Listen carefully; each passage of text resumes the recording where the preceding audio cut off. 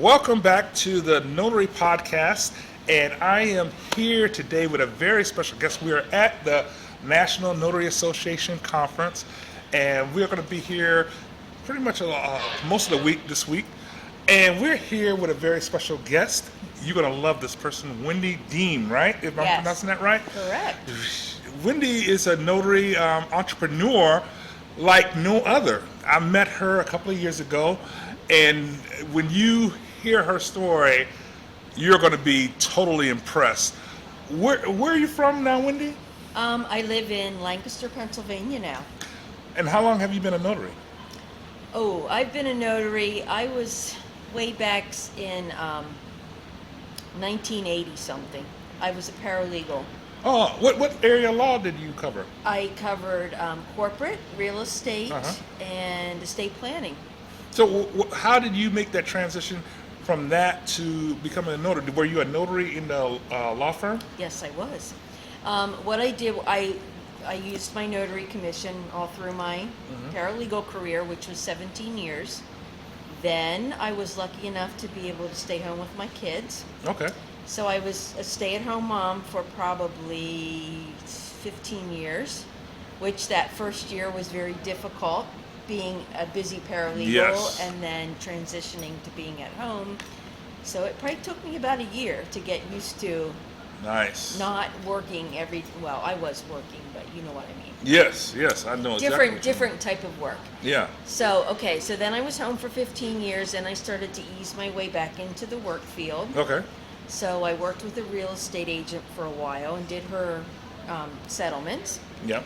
So my commission did lapse a little bit in that 15 years I was home, but then I renewed it and I've been a notary ever since. That's when I started back. Then I did some work for a title company for 2 years. So I got lots more real estate experience under my belt. And then I opened my own business and haven't looked back. So you're a notary for the law firm for 17 years. Yes. And then you work for the title company for 2 years. Yes. So you have that legal experience plus that title company experience. And now what do you do? I do a lot of loan signings still, but obviously we all know they've slowed down a big bit. I created my Notary Planner. Oh, a Notary Planner. Tell us about the Notary Planner. Well, I've done a Notary Planner for about 3 years now, and it's been tweaked every year. This last year, I did the planner, and I decided to undate it. Your recommendation, I have to put Daniel in here. That was one of his suggestions. So I made a Notary Planner. It's specific to notaries. Has goal setting in it this time around, and it has all kinds of good stuff. With all that experience with the legal profession, a title company, and now with your own business, even working as a mom, handling a household, how important do you think for notaries? First of all, let's back up. Planners. What is a planner?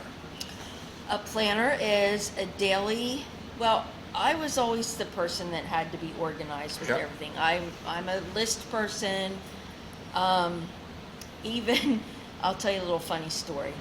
I've been doing my grocery list. It's on the computer, so it's just a generic list.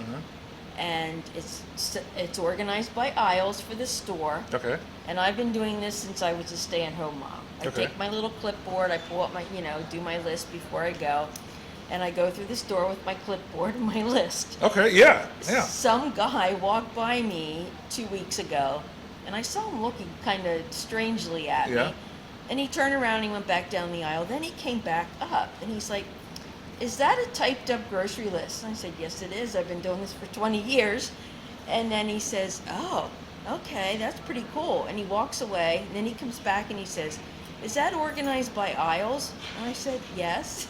And then he was like, "I am so impressed," and then he goes on his way, but it was funny.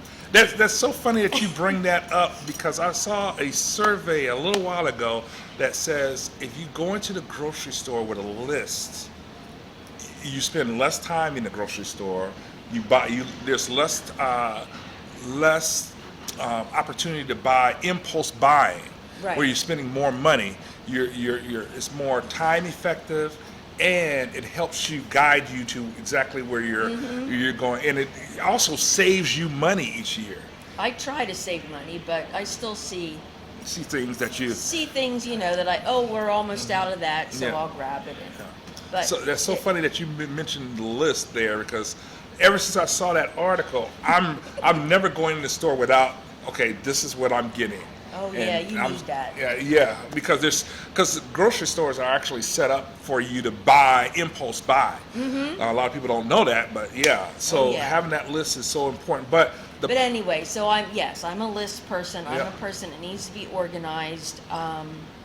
So this is kind of how this came to be. I was always I would do on the computer a daily to-do list, even when I was staying at home, and I would check off, what I needed to do for the day and who needed to have music lessons at this time and sports and. So how important is it for, let's say, because I see a lot of our viewers are like single parents. I was a single parent at one point. And how important is it to be organized like that, have a list and be able to follow that list? It helps me function a lot better, and I'm also more productive because every Sunday night I sit down and go over my week. I even plan out my menus for the grocery store, and so I try to have my week pretty well planned out. And obviously things come up and things change. Yep. But I don't know. It just helps me stay on track and take care of things in a much more efficient manner. You said so much there in that little bit there, so much planning your week to week. So just doing that, you are ahead of the average person that's trying to get into this business. Just setting up week to week planning. And with her planner, I know I've had it the first year. I think the first year, I've set my plan a year out and see, okay, now this, because the way I do my business is this part of the year, real estate might be slow the first quarter of the year, so I might focus on like Valentine's Day, and this year we had a leap year. I'll focus on being more of a wedding efficient, marketing for a wedding efficient. The next part of the year, real estate might be more, so I'll focus on, in my area, there's a lot of builders, I'll focus on marketing for that. And you can plan that out each week, so like you said, when things are slow in one dimension of our business, this tool here, and this is her planner, if I can show you, this is her planner. I'll put a link out to on at the bottom for how you can get that. But this is a great tool to have for you to use in your business. Wouldn't you say? Yes, I live by this thing. I know it's a little thick. It's more of a desktop planner as opposed to probably carrying it in your briefcase. Yes. Because it's just a little big. But it has monthly goals in here. It has Where you can set up your monthly goals. You have a monthly goal sheet. You have a quarterly goal sheet. And then I also have a 2-page layout for your month at a glance. And then I have daily pages for each day as you go through. And then at the end of the year, I also have a whole yearly, like what, to do for next year, and kind of, so you can plan out your month, you can plan out your quarter based on what you were saying with the seasonal, like you want to focus on the wedding officiants stuff coming into this season, and real estate is a big time right now. Estate planning, trust documents. Yes, you can definitely. I just saw a couple of people that does trust documents, and certain parts of the year for me, trust documents work great, and so you can plan all that. And just to give you a secret of mine, I love writing things down. I love writing things down, getting them out of my head and writing those down, and nothing just hits me more than writing an idea that I have down in my planner, and then writing what they call mind mapping. Okay, I'm here, but I want this amount of business, and I can write that down in my planner and see, okay, and with, of course, you put time, stamps on and say, okay, by this time to this time, I'm going to be at this level. By this time to this time, I'm going to be at that level. And then seeing that growth over a year. Right, So, I do that too, and I find it sticks more when I write it down. yes, I'm, it gets I'm it out of my still head. of the generation where I want the paper, even though I do have, I mean, I have everything in here, but then I also have used my Google Calendar, so if I'm out and about, you know, my Google Calendar mirrors what's on the paper here. So if somebody calls me and I'm out and about, then I just can pull it up there. Oh, awesome. Or I take this with me and I just put it on the car seat beside me. Yes, yes. I keep mine in my briefcase all the time with me, and then at the end of each month, I do a little review and see where I'm at, and see what things I've learned from this month, what things I've hit, and of course what things I didn't hit, because I learned more from things I didn't achieve, so that I can make little adjustments each year. Right. What other tips would you give people that are just starting off in the notary business, or even the people that are seasoned in the notary business? What tips would you give them? Just be organized. I think that has helped me tremendously. And it all stems back from when I was a paralegal too. I needed to be on top of things. Things couldn't fall through the cracks. So I just got in the habit of, and I really like planning my week out too. I think that's a big thing. That's so powerful, planning your week out. Some people call that the map of life.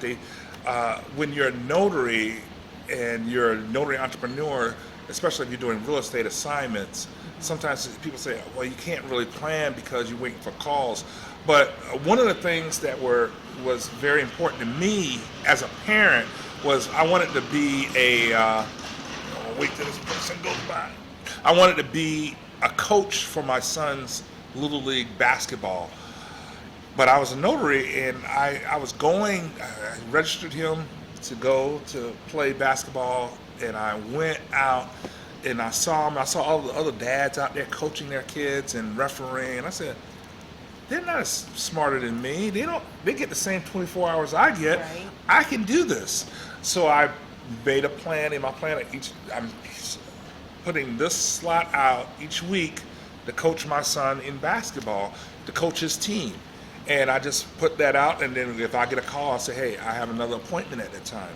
And Right. believe it or not, You do have an appointment. yeah, you got It's just another with your appointment. son. Just with my son. You need to make Yes. sure you block out your Family time, your yes. family time. And I know it's hard starting out when you think, oh, I really need to have that assignment. Yes. And I know I've switched things around sometimes too, but you do need to make sure you book and your time for your exercising and Yes. Yeah, you what know. we talked about that we both love. Yeah, right. Yes.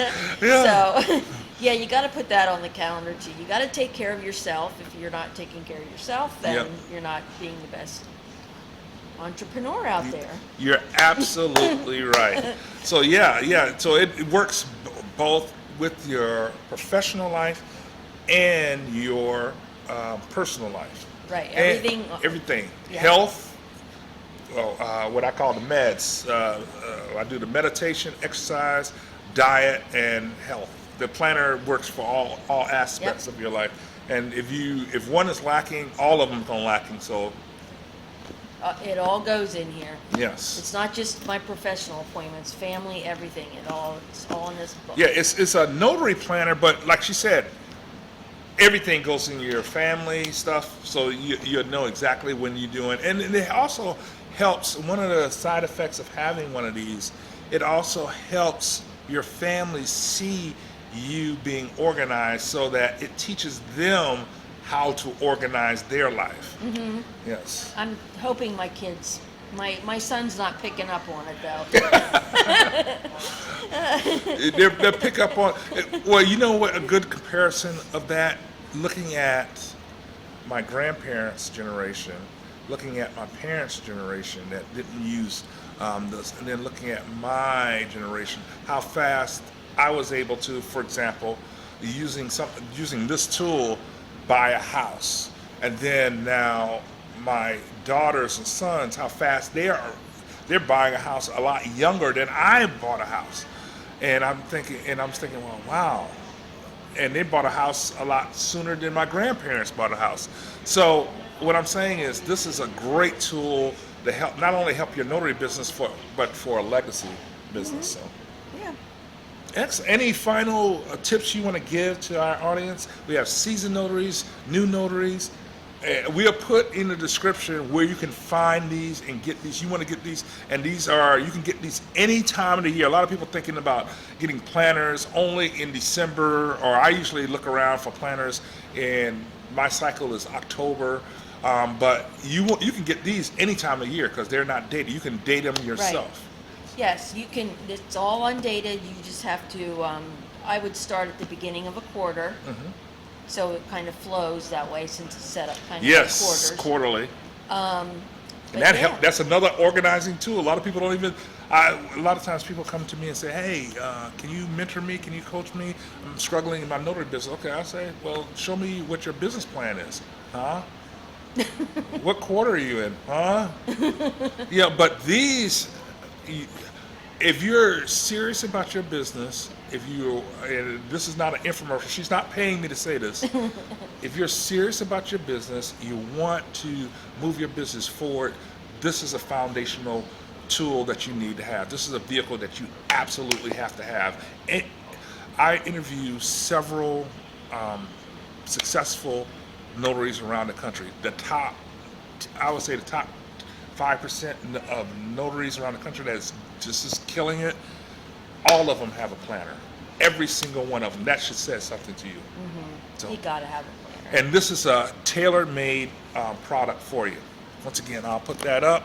I'll put a link in the description for you. And is there anything else you want to add?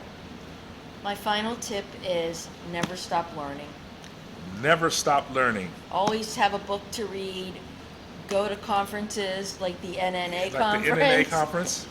You gotta keep learning and improving yourself. Yes. Awesome. Thank you so much. You're welcome. We'll have her link, and if you like the content today, like and subscribe. We'll see you soon.